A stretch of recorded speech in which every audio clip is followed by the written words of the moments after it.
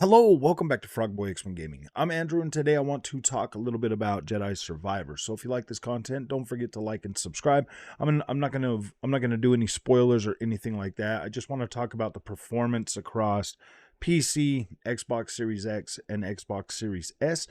So let me get into this for a minute. Now, I've been playing, jumping back and forth between all three of these platforms to try to understand how this game is performing for the most part. Now, in my testing, the Series S has 100% been the most consistent. Um, even when you get into like the bigger areas and stuff, because it is running at 30 frames a second. It does seem to be pretty freaking stable. Everything I've thrown at it so far has been pretty stable. Haven't really had a whole lot of problems with it.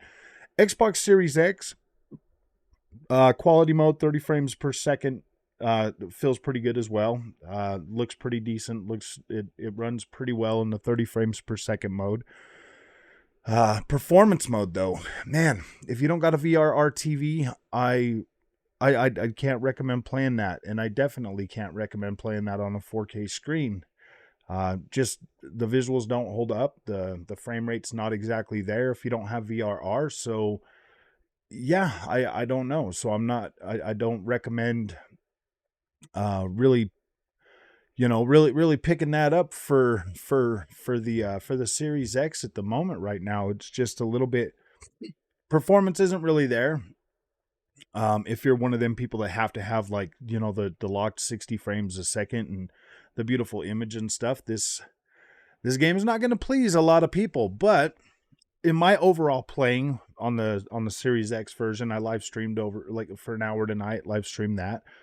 For the most part though, I mean, it's playable. Like, it's playable, but you're going to have to make concessions. You're going to have to make sacrifices, and that's not what you bought a $500 console for. I mean, point blank, you didn't spend $500 on a 4K 60 console to play games at 1080p and have freaking 30 frames a second that look all fuzzy. Like you didn't do that. You didn't spend all that money on your TV.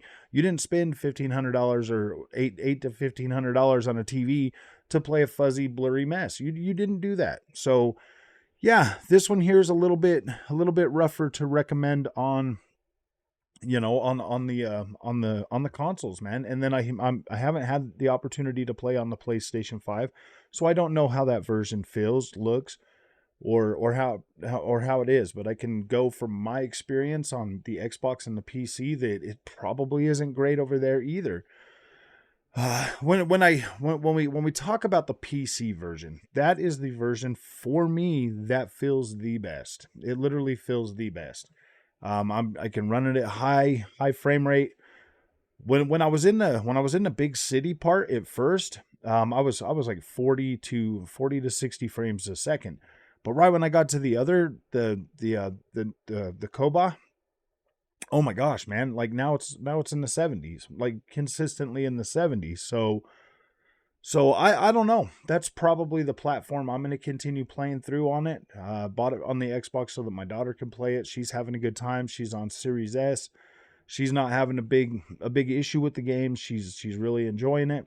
So yeah, if you're on Series S, yeah, go ahead, pick it up, have fun with it. I recommend a 1440p monitor, maybe even a 1080p monitor, but I mean, at the end of the day, visual wise, this game is pretty detailed. It does have some pretty big open areas.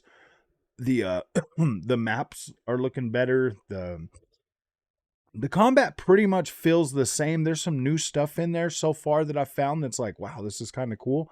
So that's pretty decent. You've got you've got a grappling hook type deal in this game now that's pretty awesome to use. A lot better traversal, I feel. So I mean, overall right now, like, I'm not super disappointed with Jedi Survivor. Me personally, I'm gonna play through it this weekend. I'm gonna play as much of it this weekend as I can, and I'm gonna enjoy it, man. Like, I'm gonna enjoy it.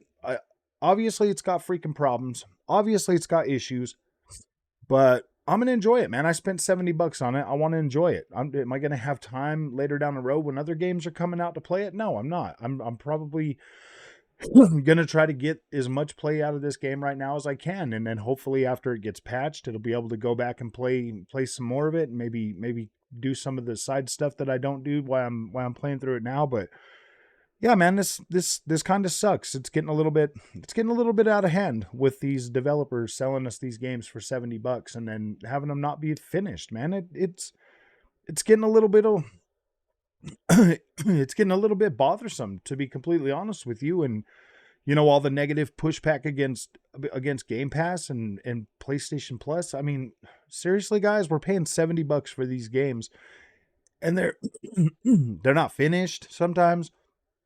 They're buggy. It takes a month or two just to get them going to where you want to play them, and then by the time they do fix them, they're already on sale. So I don't know, man. I can't tell you to go out and buy this game. I could, I mean, when it comes to an enjoyable game, yeah, 100% I enjoy it. But if you have a problem, like if you can't find it in yourself to play a game that obviously is a little bit unoptimized and not working, the way it should be, I don't know, man. If that's a waste of money to you, that's a waste of money to you. To me, I like playing my games day one. So I'm going to enjoy it. I'm having fun with it. I'm going to be playing pretty much all day tomorrow with this game. I really do like it. I'm having a great time with it. It's everything that I wanted it to be. So if you guys like this content, don't forget to like and subscribe, and we'll see you tomorrow.